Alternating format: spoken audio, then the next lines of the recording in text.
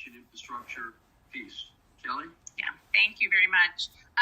Okay, so on the screen right now, you have an agenda, and this is kind of what we want to cover during our time with you. I think the premise behind the presentation really is to give an update on the implementation of what we are now referring to as the bipartisan infrastructure law, which used to be known as the IIJA. The bill was passed and signed into law roughly about 6 months ago. And so there's been a lot of action since that time from the administration on planning for that implementation.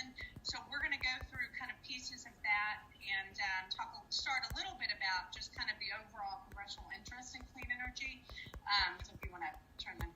So in addition to the bipartisan infrastructure law, which put about $60 billion in the Department of Energy, that they will, fund programs, clean energy demonstration projects. About $9 billion of that is going to hydrogen. But in addition to that, there's been a lot of other areas of focus on clean energy policy, and some of those efforts have stalled.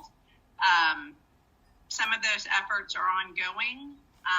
So the bipartisan infrastructure law, that's signed into law. It's being implemented as we speak. The Build Back Better Act, which was kind of the second part of the infrastructure process that the administration was trying to move forward, it has basically stalled. It included a lot of the clean energy tax credits. My hope and my guess is that the clean energy tax credits and some of those other provisions, they are broadly supported on both sides of the aisle, so we will probably see those move in a separate vehicle at some time in the future. So not all is lost on that. And then you have additional legislative efforts that I've kind of highlighted at the bottom here that are being pursued as we speak. Senator Coons and Senator Cornyn. Senator Coons is from Delaware and Senator Cornyn is from Texas. They recently introduced a hydrogen trucking bill. Both of those senators had another package of hydrogen infrastructure bills. One was dealing with ports, the other with industrial use applications, and the other one was included a grant program. So just right there, you have Coons Cornyn kind of with 4 legislative proposals on hydrogen that have been introduced and will hopefully move through the process fairly soon. The last one on here is a hydrogen aviation bill, recently being championed by Senator Heinrich from New Mexico. It has yet to be introduced, but he has been receiving a lot of input from various stakeholders on what a hydrogen aviation bill would look like and how you incentivize hydrogen use in aviation.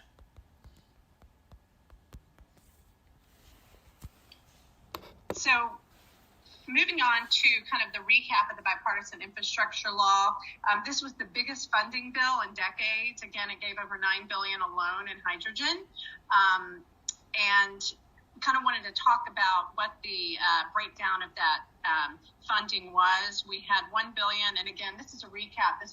We presented on this back to you all in December when it was brand new information. But just to kind of as a refresher, the hydrogen infrastructure funding included $1 billion for clean hydrogen electrolysis program, and I have to say that the goal of kind of of green hydrogen and bringing down the cost of green hydrogen through electrolysis is probably, I think, an overarching goal of the administration. And I think right now, as they bridge the gap, they know that hydrogen has a lot of different colors, blue and teal and what have you. But I think the ultimate goal here for the administration is the production of green hydrogen. There's also $500 million for clean energy, hydrogen manufacturing and recycling initiatives, and then lastly, this $8 billion to establish clean energy hydrogen hubs. And I'm going to talk in a lot more detail about the hydrogen hubs in my presentation. But Sam, I'll turn it over to you to talk about the airport funding real quick. Yeah, so the other aspect, and we'll delve into this later on, is there is a tremendous amount of money in the aviation sector more infrastructure. A lot of that money will go to the airports. There is some money that's going to go to the FAA for air traffic control. There are also other programs that we're anticipating are going to get created or be developed to further infrastructure for the supply of hydrogen and the like. I know from talking to a lot of the clients who we represent, they are all interested in this. Major airlines, cargo carriers, airports, fixed-base operators, and people like yourselves that are creating and building things. So again, as I said earlier, and Steli mentioned, there's just a tremendous amount of interest in all of this. There is one slight hiccup. The FAA doesn't quite believe that the ability to build the infrastructure is there. I think it's our job, and like I said this on the last call we had, to prove them wrong as you all develop products that are coming a lot quicker than the FAA folks anticipate. Mm-hmm. And I would add, too, on that, as we look beyond kind of the bipartisan infrastructure law and we look at more legislative policy initiatives on the Hill regarding hydrogen aviation, and we talked a little bit about the Senator Heinrich initiative, one thing that we are discussing with them is making this, encompass all of the components of the airport and the aviation, all the infrastructure and all the components of that around, the airport, the people movers and what have you. So we're trying to broaden it. The stakeholder process there is really important. So folks like you who are developing these ideas, it's very important for you all to engage in that process as well. So just to give a quick overview of the hydrogen program at DOE, as a result of the influx of funding, you can imagine that hydrogen program is growing exponentially and very quickly, I might add. It is undergoing a period of expansion. The department, quite frankly, is going through, the entire department is going through a period of expansion, but a significant part of this is focused on the hydrogen office. They're hiring a number of new employees. They've had a number of webinars. They're really trying to be kind of transparent in what their goals are. But I did want to, they have kind of 5 focus areas, and they cut across all of DOE's program offices. DOE has a number of program offices. They've got nuclear energy. They've got the Office of Science. They've got the Office of Carbon Management, which is the fossil energy part. So really, hydrogen cuts across all of these what are otherwise siloed program offices, and that's what's really intriguing about hydrogen.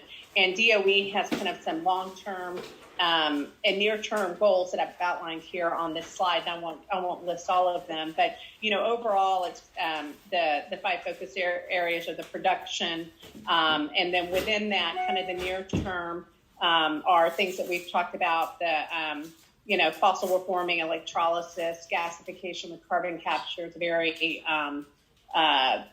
getting a good look at right now. And obviously, the utilization and the storage. In the long term are the more advanced biological conversion applications. And then for delivery, the delivery is kind of the linchpin, I think, of the hydrogen economy. They're taking a look at that, on how to transport hydrogen. I know that folks on the call here have a lot of technologies that are looking at the delivery of hydrogen. Again, I would encourage you all to engage in DOE on those technologies. And I think long-term really is the infrastructure with the pipelines. And I think that they're trying to work with the natural gas industry currently on how we use existing infrastructure. It's not a perfect, what's in the ground now is not a perfect solution, but I think that they are looking broadly and long-term on the current pipeline for distribution. And then you have the storage component of hydrogen, and then the conversion, and then the applications, which I think are important to you all as well. So this is kind of the 5 focus areas, again, long-term and near-term, but suffice it to say is that DOE, the hydrogen program, they're tackling a lot, and they're tackling it, in a short period of time. They've got big goals, and I think that's something that will continue over the course of, I'd say, the next 5 years. And again, in addition to just the hydrogen program overview, there have been some notable changes at the department since the passage of the bipartisan infrastructure law. I think one of the most important things to note is there is a new office of the Undersecretary of Infrastructure, which, if you're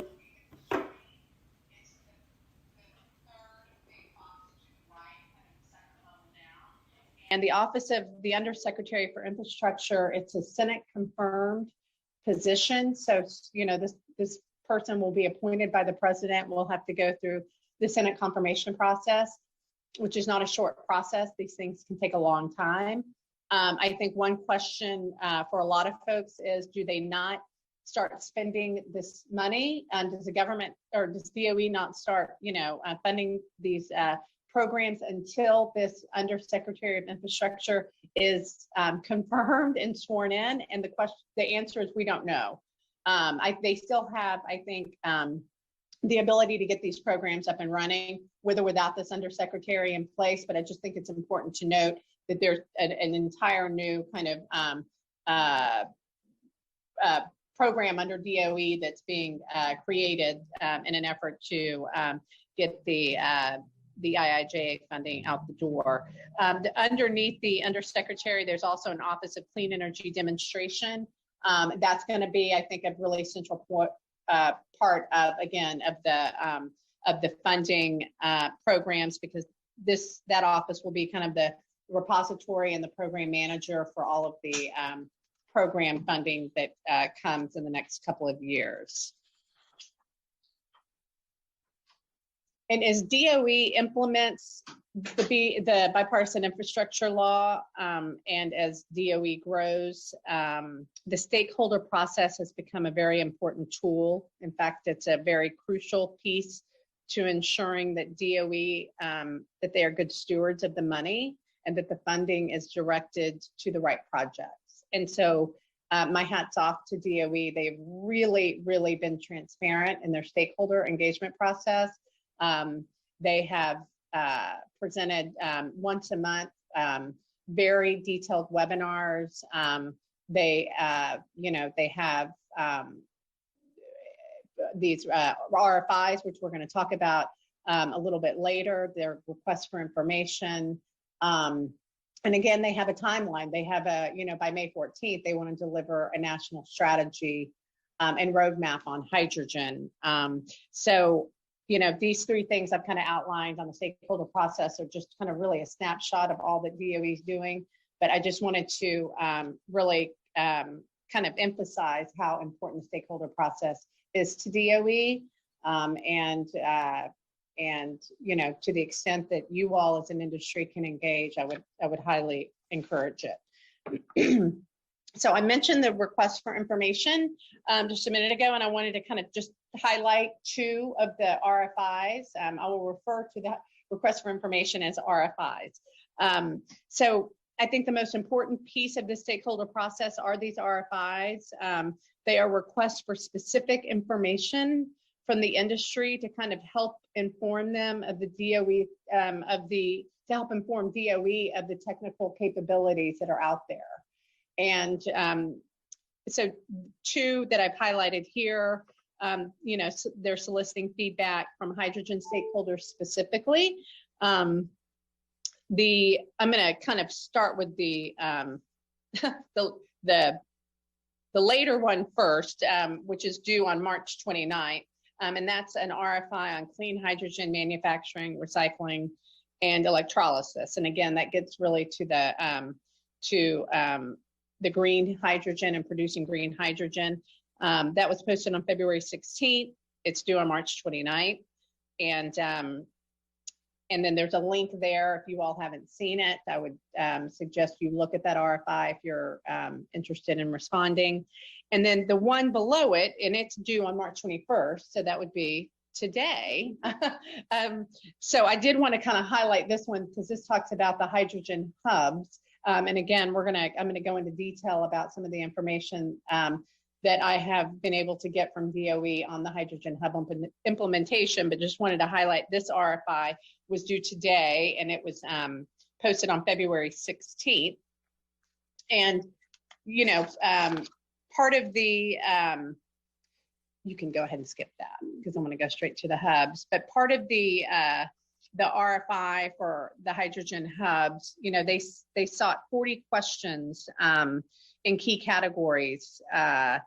And, you know, they wanted to cover kind of the, you know, the market adoption, the hub sustainability, the equity, environmental, and energy justice priorities. And so they're really, you know, trying to get a lot of information on where regionally in the United States these hubs should go, what the use would be, where the technologies are, and also kind of the, and maybe most importantly, kind of the equity and the environmental justice priorities of these regions. And there's a breakdown of what these hydrogen hubs should look like. And based on the information that they get from these RFIs, they will use them, they'll use the information to inform them about where to place the RFIs, where to place the hydrogen hubs, and what they hope to include in these hubs.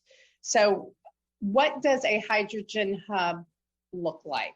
You know, conceptually, we hear a lot about a hydrogen hub, kind of what is it? And I put this picture up on the screen to hopefully, this is actually pulled from a DOE webinar. But I think it highlights kind of what they are looking at. You know, the information that they're gathering from these RFIs is really to help inform them of all of this that you see on the screen. Kind of, you know, what is the feedstock diversity? What is the end use diversity? What's the geographic diversity? And these are those criteria for hydrogen hubs that they will be looking at and will be the deciding factors of where the hubs are located. You know, and per the statute, per the bipartisan infrastructure law, there are certain criteria that the hubs must meet.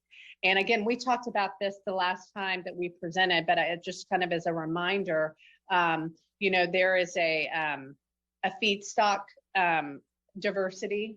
You know, one has to be from nuclear energy. There, you know, two have to be from natural gas, and there's just kind of a whole prescriptive criteria for the feedstock.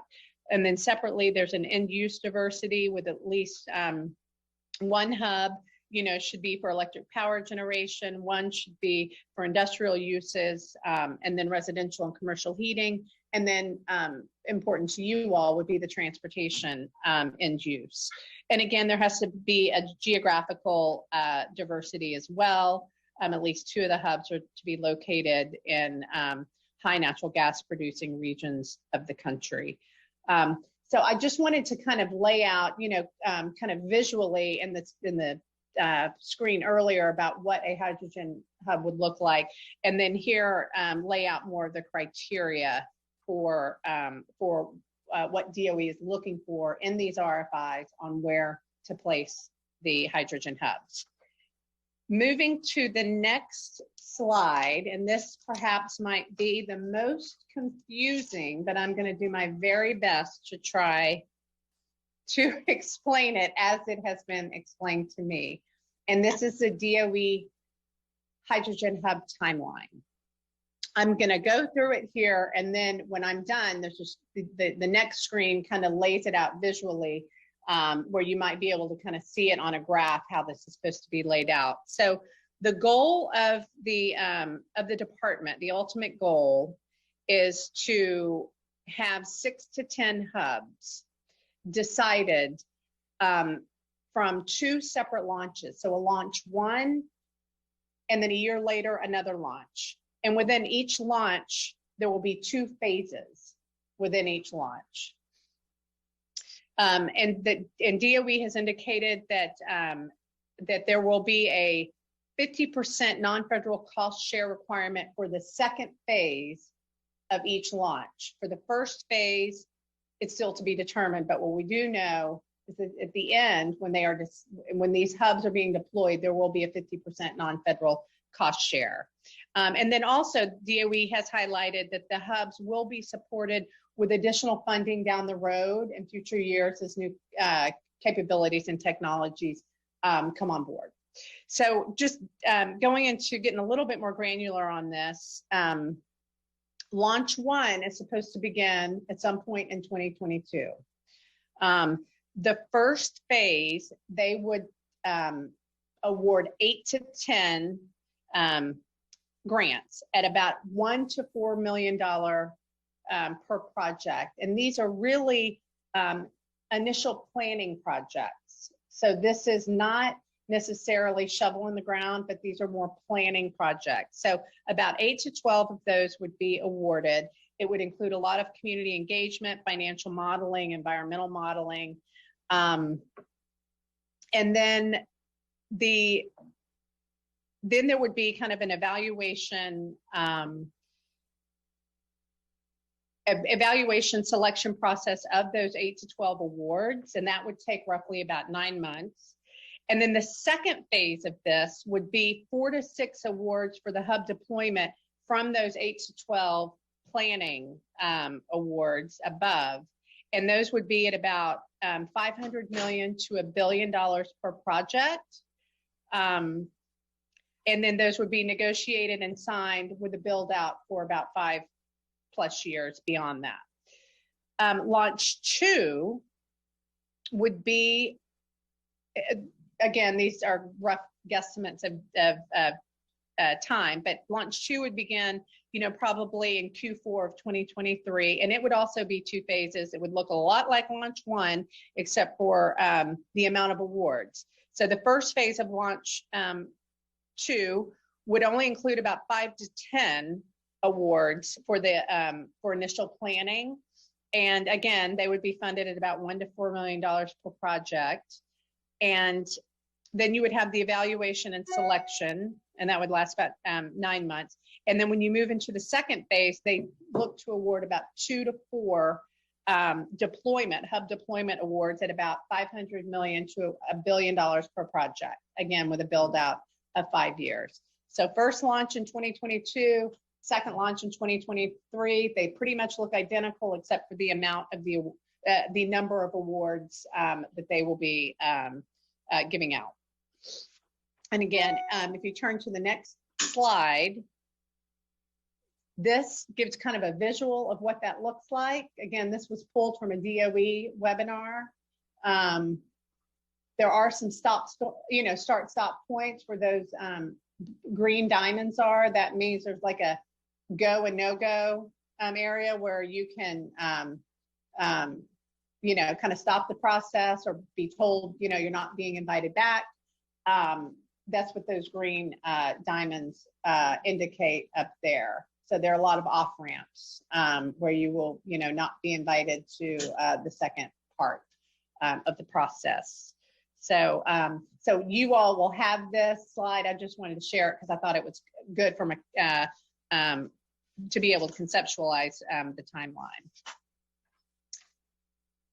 And then on the next slide, and I know that I think Danielle's going to talk a little bit more about the matchmaker process in her presentation, but I did just kind of want to mention it because it is a very important tool in the stakeholder process where, the matchmaker is exactly what it sounds. It's trying to connect, different companies in the hydrogen economy.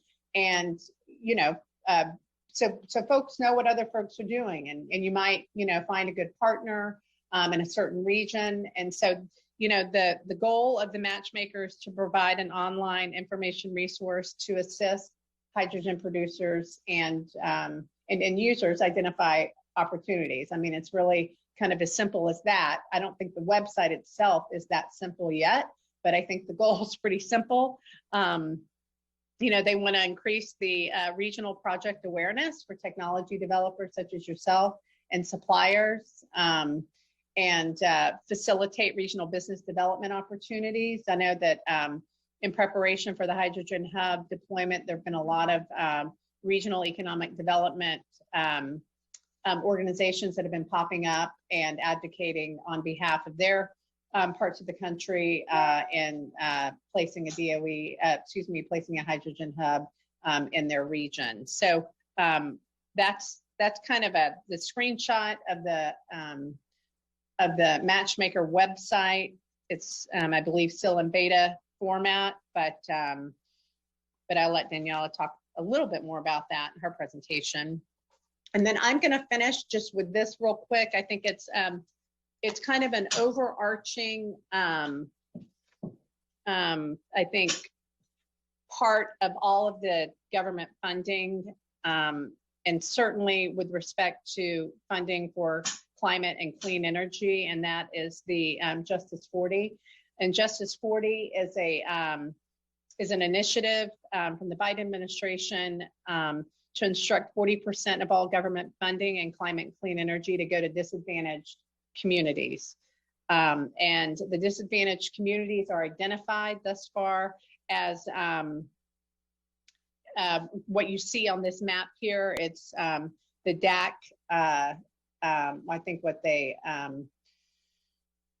used for the what were the zones, the empowerment, the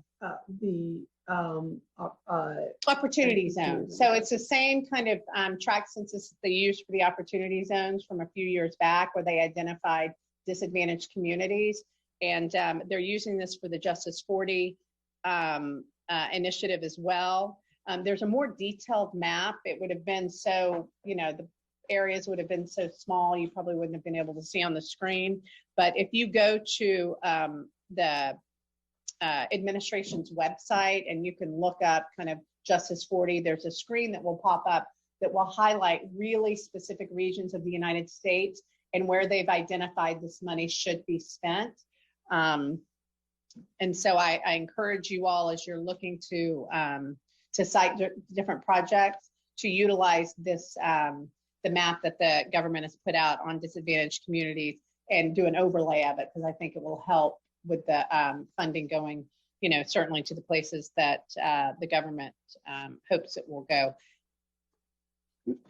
And then just some of the covered programs for Justice 40. The criteria are everything you can imagine, any kind of federal program that makes an investment of climate change, clean energy, clean transportation, training and workforce, clean water. I've kind of listed them there. Covered investments or any kind of grant, a procurement, a loan guarantee, the financing, programmatic staffing costs, and then direct costs. So, as I think the federal government looks to kind of spend this money, I think they will overlay it on this Justice 40 and on these disadvantaged communities. And I think it's an important thing to remember as you all cite where your programs will be. So on that note, I'm going to stop talking. I'm going to turn it over to Sam to talk about the aviation infrastructure piece. Hey, real quick, sorry, Sam, thank you so much, Kelly. Before you jump in, I wanted to read your bio because I didn't get a chance to read it. And I just wanted to say something really quick to the audience. Something that is really important. A lot of you got invitations to this meeting, and you might be wondering, well, what in the world does this have to do with me? But there is so much opportunity for, and I invited a lot of my friends from Spirit. There's so much opportunity for composites in this space. The hydrogen storage, really, those tanks really depend on advanced composite materials. And there are a lot of other pieces of the ecosystem that I invited you for a reason. I didn't just randomly invite people. So Even though, this all might sound somewhat overwhelming and you're not exactly sure how you fit in, don't worry. That's something that, we're aiming to do, is to kind of simplify all of this. And if you would like a simple explanation, feel free to shoot me an email, and Rishav or Dom, if you could stick that in the chat, that would be great. Now, let me read Sam's bio. But I just wanted to let you know that please stay tuned. Don't get intimidated, because there is a space for you, and it's really going to take all of us. So Sam Whitehorn has spent his more than 30-year career addressing tough legal and policy issues like transportation security, motor carrier safety and aviation issues, transportation funding, antitrust issue oversight, aircraft noise policy, and slot-controlled airport regulations. He's been deeply involved in infrastructure, transportation, and technology sectors and their intersection for years. At Elevate, he continues to collaborate and craft responsible solutions to those issues. And with that, Sam, take it away. Thank you, Danielle. And again, thank you all for participating. I think part of our job is to simplify it, to Danielle's point about don't be overwhelmed by all of this. Kelly talked about process at DOE and the amount of money that's over there, which is a huge pot of money. And it's, the budgets for hydrogen and for technology over there dwarf the FAA budget by a factor of 4 or 5. It's that much money that's going in. And most of the FAA efforts are generally spent on air traffic control. So when you talk about advanced air mobility, how does that fit into the aviation system? And that's something that they are trying to work out, but it affects the new technologies that are coming, the new types of vehicles that are entering the system, whether it's eVTOLs, hydrogen, whatever the power source is. There are different types of craft that are coming in that are using parts of the system, and how do they interrelate with the air traffic control system to make sure that there's separation, to make sure that there's safety.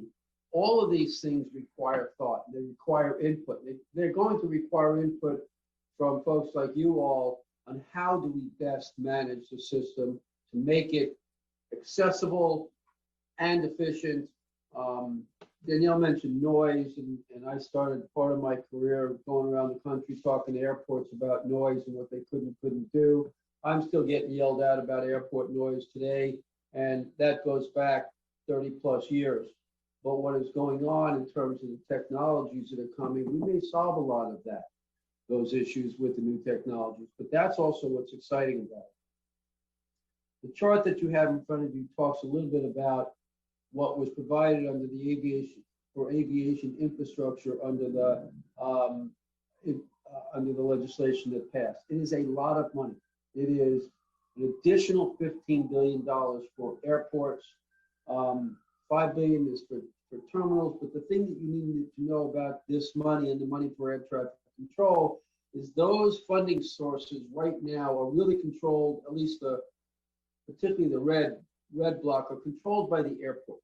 And the airport applies to the FAA for a project, and there's a process for that approval. They then can spend on that project. Whether or not they are asking for energy-related projects is up to the individual airport. So when we talk about infrastructure and what we're going to need to enable and facilitate hydrogen and hydrogen flight, goes back to something Kelly mentioned earlier with respect to Senator Heinrich, also mentioned Senator Cornyn and Senator Coons, who have bills on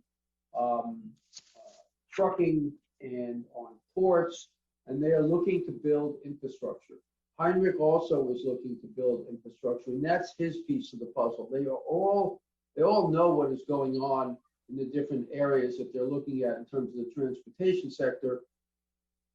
And we're going to have to work with Congress to delineate how best to facilitate the infrastructure.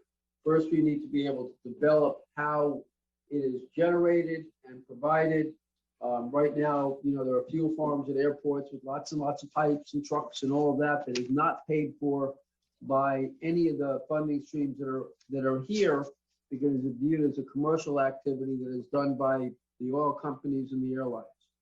When we talk about hydrogen as a new source and where Congress is, everybody's really excited about it. Now we got to figure out how to build the infrastructure on top of what we have. And there is an appetite for the federal government to participate strongly in that development and that creation of the infrastructure.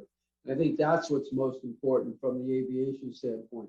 I know at least, the DOT, Office of Secretary, and the FAA, and they are different animals, by the way. FAA is its own world, but the Secretary's office will push them to develop the new technologies. The FAA was going to have to do a lot of work in this area too. And as I mentioned earlier, there is still a lot of skepticism about when hydrogen will come into the system, what types of aircraft it will use, how much of it will be what we consider the regional airlines or, the Airbus, Boeing products. And that's really a function for a lot of you to figure out from a technological standpoint. I've heard that folks are working on an Airbus 380 with hydrogen. That is an enormous plane with lots of room for carrying hydrogen. I will leave that to all of you to figure out the technology. So, next slide, Richard. So, I talked a little bit about the airport grant programs, but again, what will be important is how we work with the Senate and the House to figure out the best path forward, and with the FAA and DOT on the infrastructure build-out. Next slide. The other part of all of this, and for those of you that are developing aircraft and power systems, hydrogen power systems, is you've got to work with the FAA. So we have gone through certification processes with different types of aircraft over the years, different types of semi-autonomous, autonomous, eVTOLs, and the like. There is a rigorous process at the FAA for getting an airplane or craft into the air. It is the reverse of the auto industry. The auto industry builds things, and then DOT or National Highway Traffic Safety Administration says, no, you need to fix it. In the FAA certification process, you design and develop products in conjunction with the FAA. You have to teach them what you're doing so that they're able to sign off in that process, whether it is a type certificate, whether it's a production certificate. It is a, lack of a better word, a hugely cumbersome system. It takes years. It is not something that happens overnight. And I know, we've dealt with folks out of Silicon Valley, and Silicon Valley tends to build things and say, how come we can't do it? And I think the more sophisticated players out of there know that this certification process is real. If you want to fly in U.S. airspace, which is 50% of the world's market, then you've got to work with the FAA. And that's something that we've done for countless years, trying to get aircraft into the system. So, and I'm sure a lot of you have tracked what happened to Boeing and the MAX aircraft following the 2 crashes overseas. The process is right now in a period where the FAA has retaken a lot of the authority that the companies had to certify aircraft. For new companies, they don't give you that designated ability until you have a proven track record. So, next slide. I think that's my last slide. Yep, that's it. So, that's a little bit about the funding, Senator Heinrich, and the certification process. We're happy to answer questions for anything you've got. You can reach out to Kelly or myself at any time that you want, and we're happy to field questions today or later.